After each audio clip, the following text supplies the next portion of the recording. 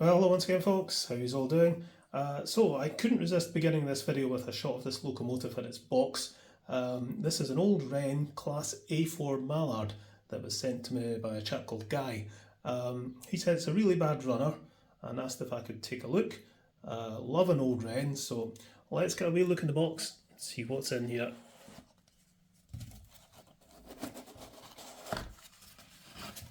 And there she is. This looks at first glance in the box there to be in very, very good condition. Okay, we'll get this on the track and see what happens under power. Okay, let's turn on the power.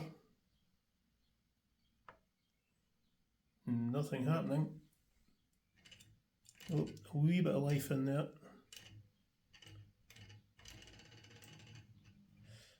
Oh dear.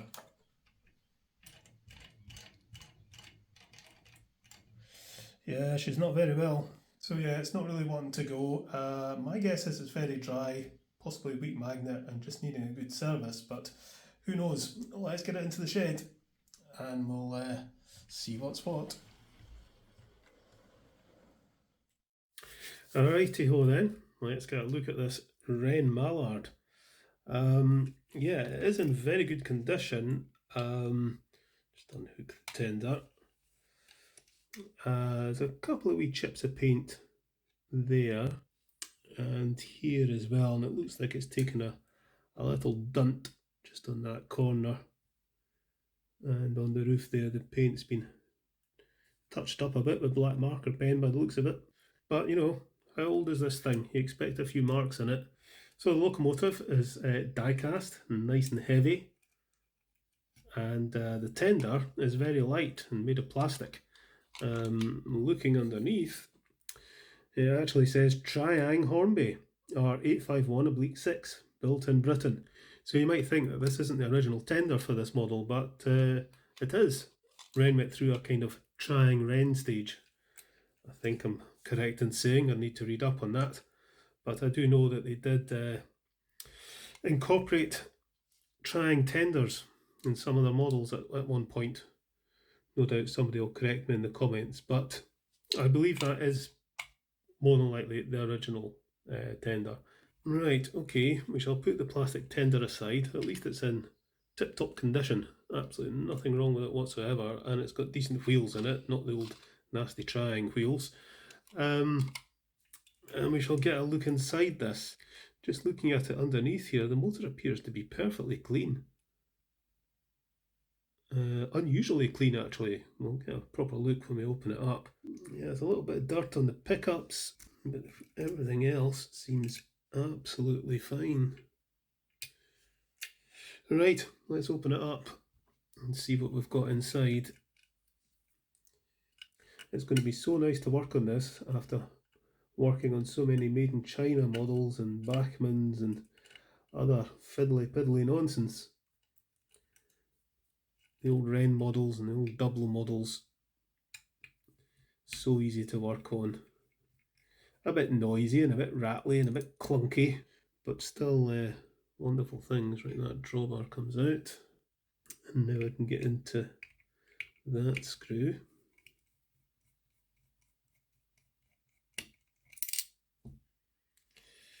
Does that now come out?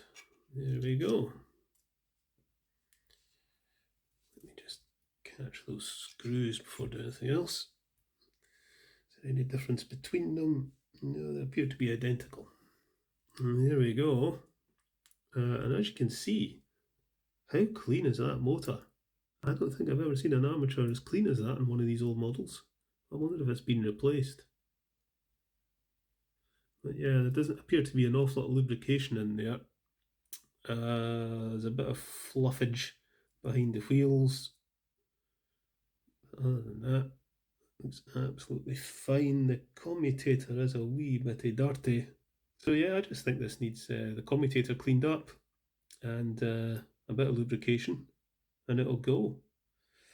I think it's just a case of not being used for a long time. There's a little bit of a bend in a couple of these rods. I'm terrified to try and rebend these because it might just pop these pins. Yeah, Don't want to get in that position at all. So we'll see how this runs. Hopefully the wheels run nice and freely, and if they do, we'll leave the rods well alone. Right, okay. So we will undo this.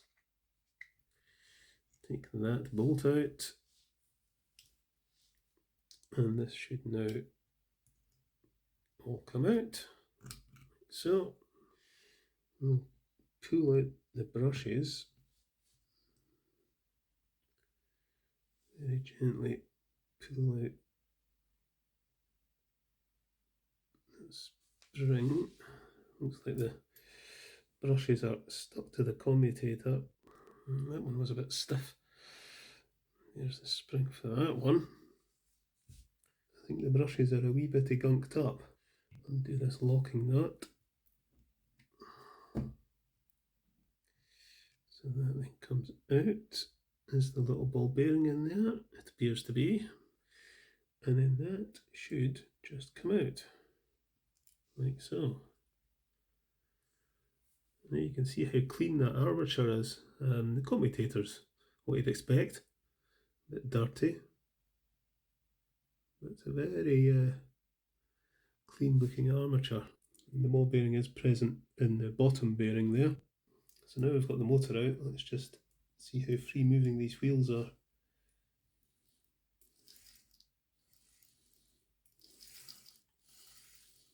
They're not bad.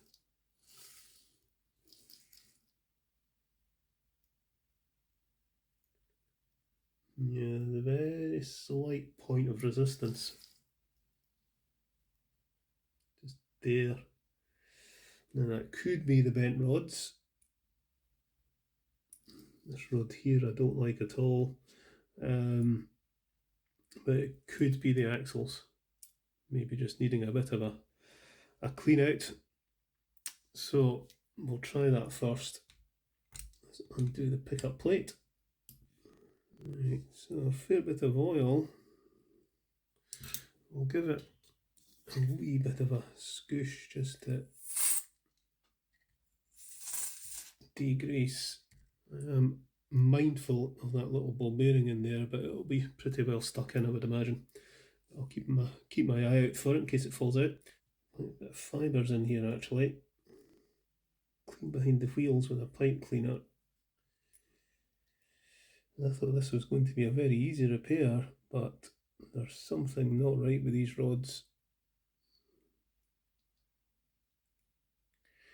And unfortunately, it's not like on the newer locomotives where you can just unscrew the crank pin and they all come apart. These are all kind of riveted. They don't come apart. I mean, everybody says how well these things were made, and yeah, they were, but the precision is not good. You know, the fine machinery isn't the best. You know, I've got bushes here. I can see there's bushes on there and there, and there, and they're not perfectly shaped. And I don't necessarily think that's just wear. Yeah, I think that's better. Lubrication is going to be very important on this. You want to keep these linkages a wee bit more oiled than you normally would,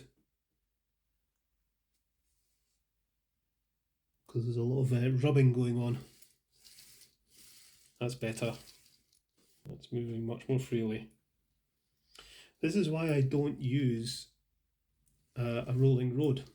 I've had a few people say, why don't you rolling road? You should get a rolling road. I don't really see much point in rolling roads because I like to feel the locomotive when I'm testing the running like this.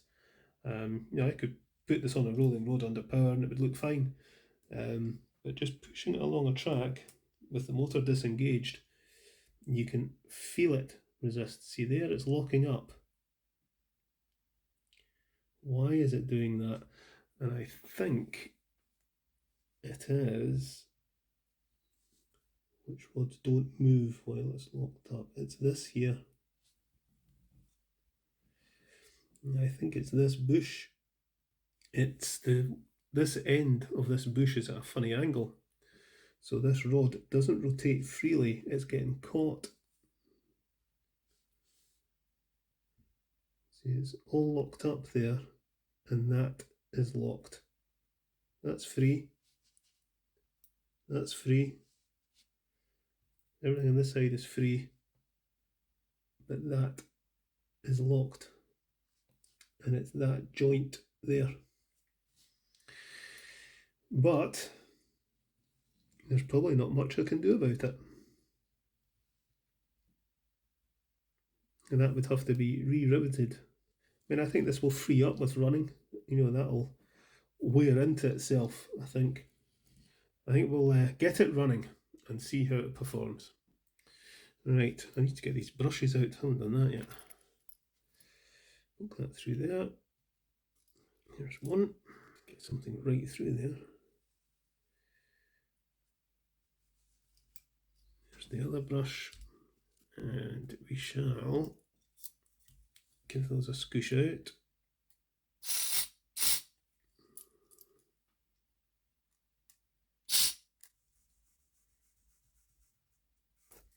Just putting some moly grease on that bottom bearing. We shall clean the commutator and we shall clean these brushes. Put them in some contact cleaner.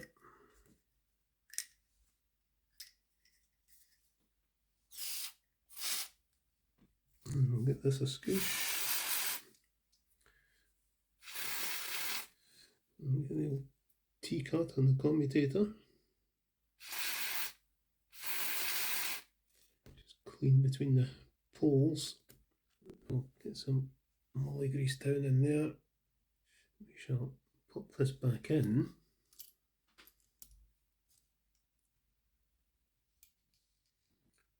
Like that. Pop this back in. Scoot that down.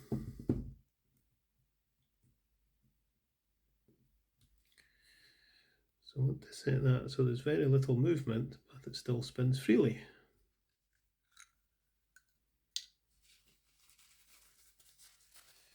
The brush is a wipe. One end of the brush is kind of worn, so it sits flush against the curve of the armature. So I want to try and keep that in that position. Push that in there. I'll do the same with this one. Push that in there. Put this back on, then we'll remagnetise it, and we'll see if it runs.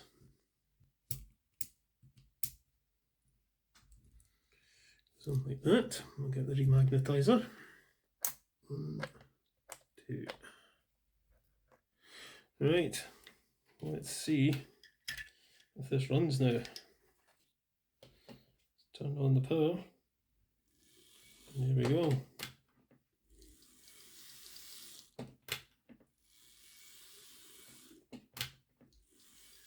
Bit of oil in the drive gear.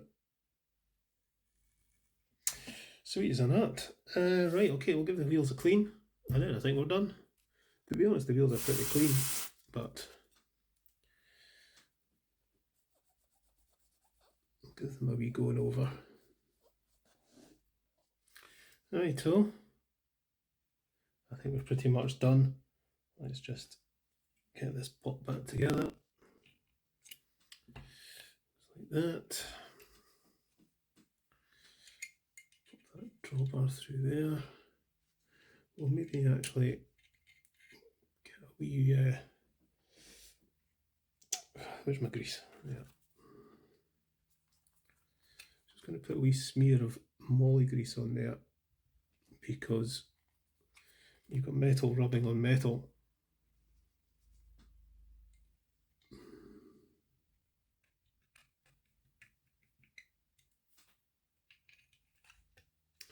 There we go.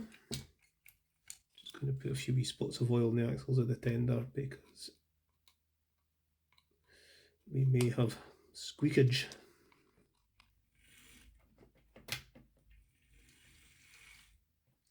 Okay, so there we are. That's this old Wrenn Railways Mallard running nicely. let's go and pull it out the shed and see how it goes around the layout. Okay then, let's bring her out.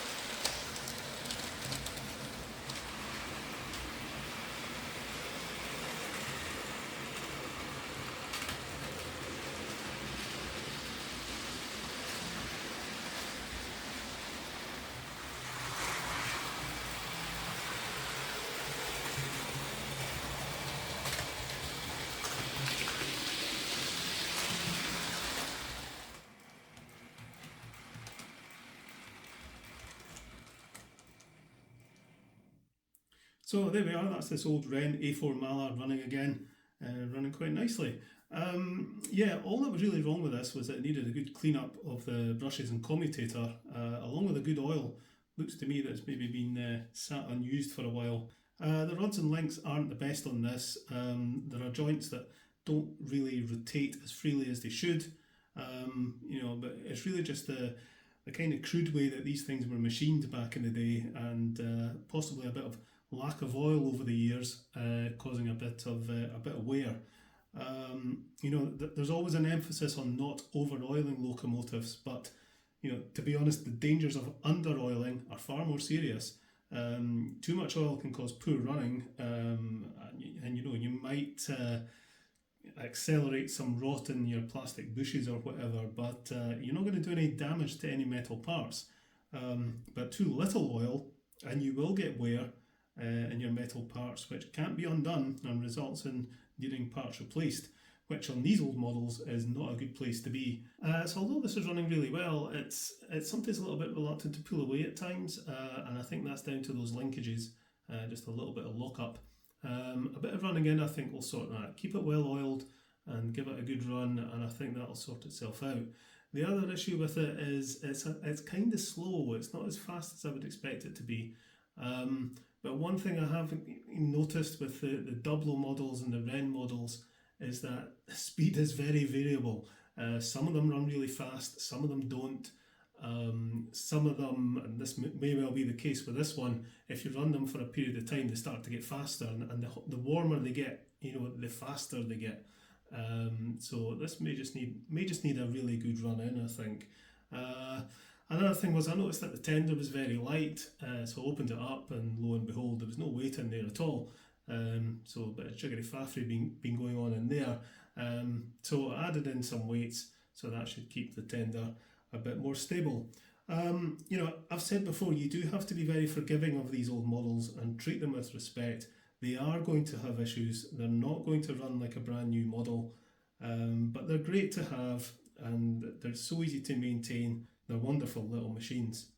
Okay, I shall pack this up and get it back to Guy, and we'll catch us later, folks.